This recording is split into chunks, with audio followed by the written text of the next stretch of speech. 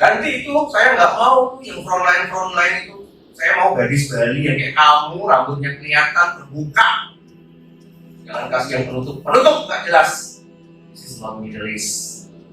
Saya curiga AWK ini memainkan isu politik identitas karena menjelang pemilu 2024 ya, untuk mendapatkan simpati masyarakat Bali lah ya.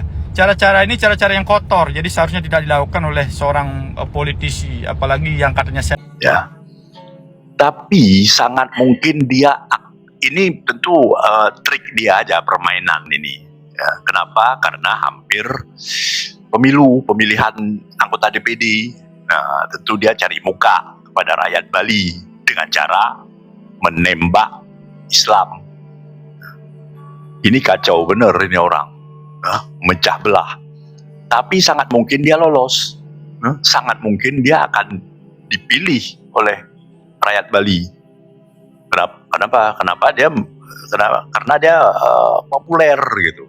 Assalamualaikum warahmatullahi wabarakatuh. Direktur Lembaga Bantuan Hukum Pengurus Besar Serikat Mahasiswa Muslimin Indonesia, Gurun Ari Sastra, turut angkat bicara atas video viral pernyataan anggota DPD asal Bali, Arya Wedakarna.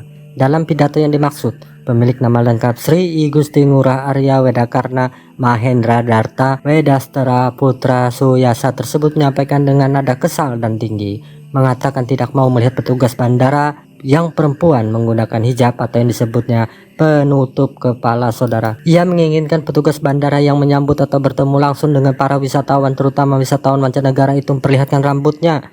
Menurut Gurun, pernyataan Arya berpotensi bukan hanya melawan nilai-nilai hukum, melainkan nilai moralitas etiknya sebagai pejabat publik. Sebagai pejabat publik seharusnya ia menjaga bukan melawan nilai-nilai etika dan hukum dalam kehidupan berbangsa dan bernegara.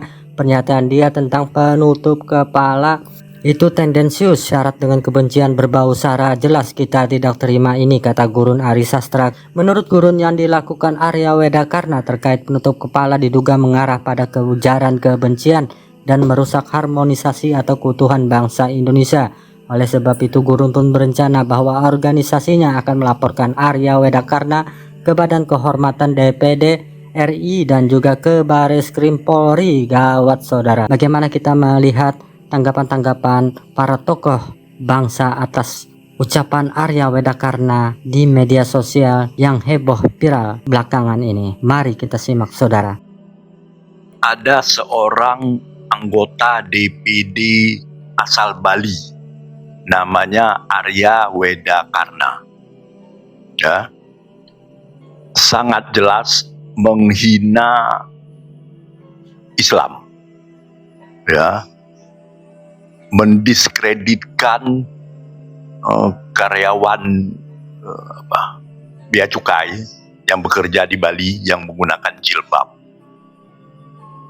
Dia teriak-teriak nggak suka karyawan berjilbab ditaruh di frontliner, di depan, ya, di depan menyambut turis-turis yang datang. Dia nggak suka, ya, dan dia marah-marah, ya, ada videonya. Ini tentu tidak baik, ya, memecah belah, ya. Tapi sangat mungkin dia, ini tentu trik dia aja, permainan ini, ya. Kenapa? Karena hampir pemilihan anggota DPD. Nah, tentu dia cari muka kepada rakyat Bali dengan cara menembak Islam. Ini kacau bener ini orang, mecah belah. Tapi sangat mungkin dia lolos, sangat mungkin dia akan dipilih oleh rakyat Bali. Kenapa? Karena dia populer gitu, seolah-olah mempromosikan budaya Bali dengan menghantam agama Islam. Nah, kelakuan seperti ini memang sulit ini. Anggota DPD main seperti ini enak emang, apalagi di tempat lokal dia. Dia mainkan aja isu-isu primordial, ya, isu-isu sektarian gitu, isu-isu pemecah belah. Dapat angka sekian ratus ribu jadi anggota DPD. Nah, Jadi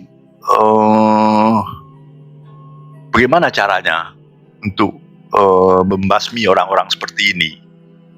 Maka KPU harus jeli ini, ya. Orang-orang seperti ini harusnya dicoret. Kalau nggak dicoret, dia akan terpilih terus, ya. Arya Weda Karna namanya, ya. Mari kita catat. Oke, rakyat Bali. Ya, Weda Karna kembali viral dengan statementnya yang diduga melecehkan dan menistakan agama. Ini Weda Karna ini tidak pernah henti membuat kegaduhan. Setelah dulu ada dugaan penistaan agama yang dilakukan terhadap simbol agama Hindu di Purwodalempet, bahkan sempat disangsi sedang oleh BK DPD RI.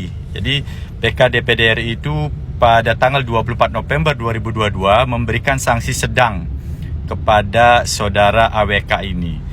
Kemudian sempat juga membuat kegaduhan dengan menyampaikan bahwasannya remaja boleh melakukan seks bebas asal memakai kondom di salah satu SMK yang ada di Tabanan. Ini juga membuat kegaduhan.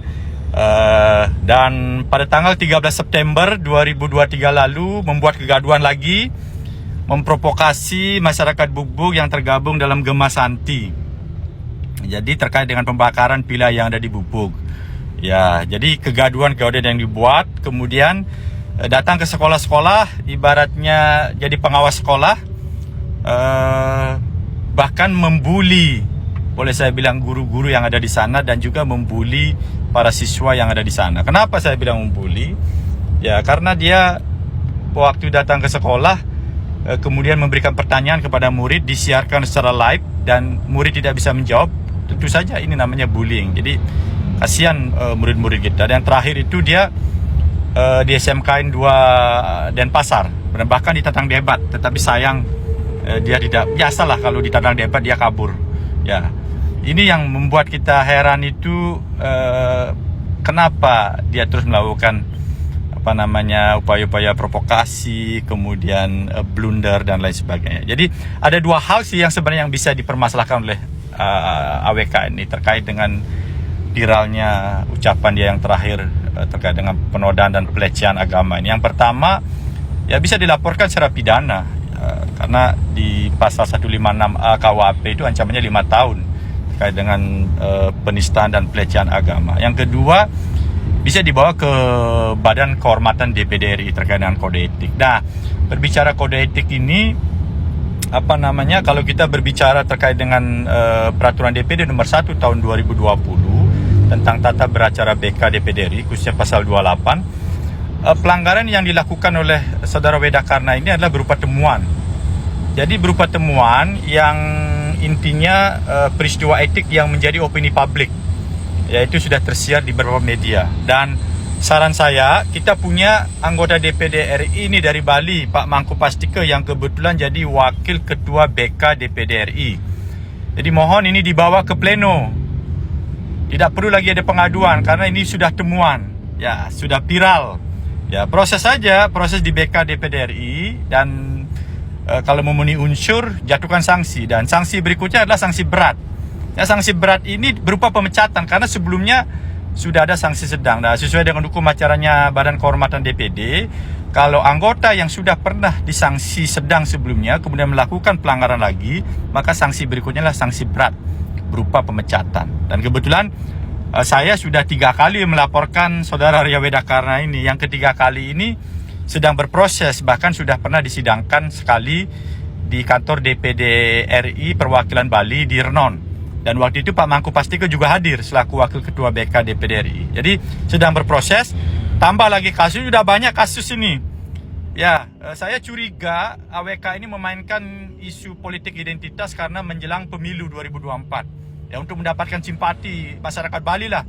Ya, cara-cara ini cara-cara yang kotor. Jadi seharusnya tidak dilakukan oleh seorang politisi, apalagi yang katanya senator DPD ini.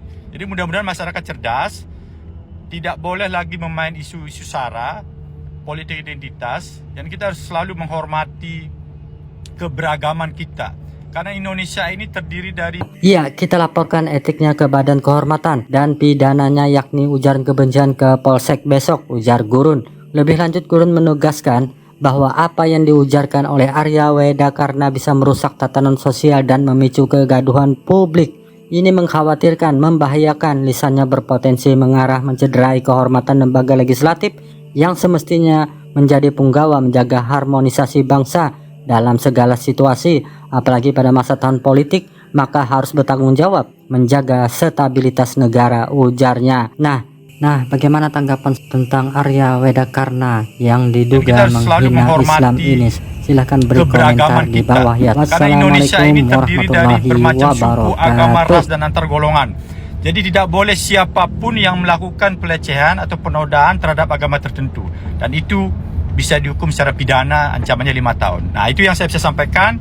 Mudah-mudahan Wedakarna ini bisa mulat sarira, bisa lebih segera dia sadar bahwasanya kegaduhan yang dibuat selama ini membuat masyarakat Bali itu jengkel dan geram. Ya, itu saja. Terima kasih.